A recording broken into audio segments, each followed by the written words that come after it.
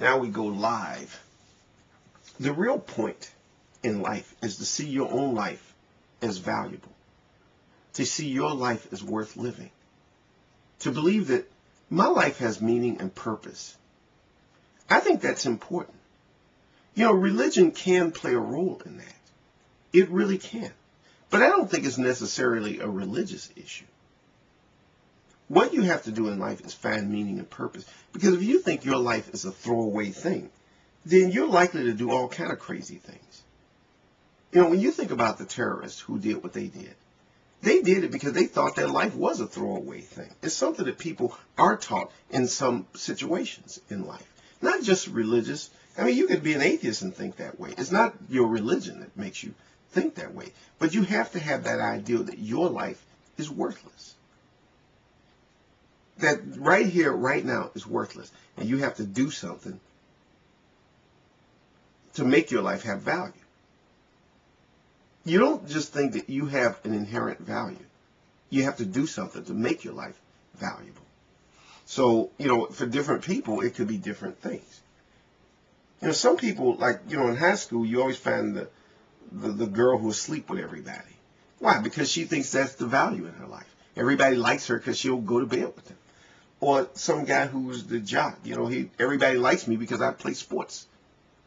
Or somebody who decides they want to get money by any means necessary. And they don't care how they get it, whether they get it because they worked or because they sold dope. You know, because if I do that, everybody likes me. I'm a valuable person. You know, you have to realize that you are valuable, that you are special, you are important. And you don't need to do any of these things. You know, there has to be that unconditional thing first. And once you have that, then you can move on. You build from that foundation. You know, and I think about where God plays a role in this. You know, I'm going to kind of borrow a little bit from Berkeley. You know, to be is to be perceived type thing. That there is, I like to think, you know, even if I'm wrong about this, I like to think that there is a God, and that God loves you, and that God cares about you, and that God thinks of you as valuable and important and worthy of life.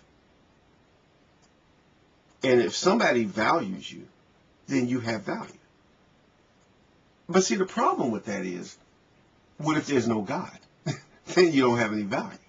And I think that's why a lot of people panic about, you know, the atheism issues. Because they think, well, if there's no God, then that means there's nobody out there, nobody up there who loves me. You know, and other people's love is iffy.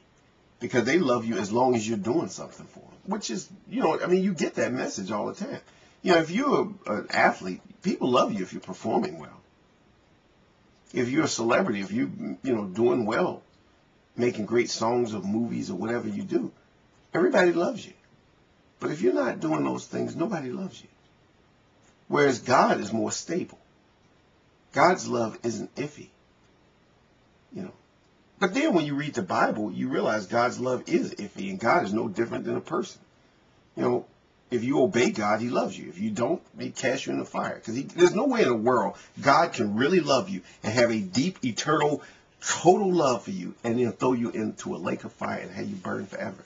So, you know, even though I'm not an atheist, I can understand, you know, if you go according to the Bible, you'd have to be an atheist, really, when you think about it.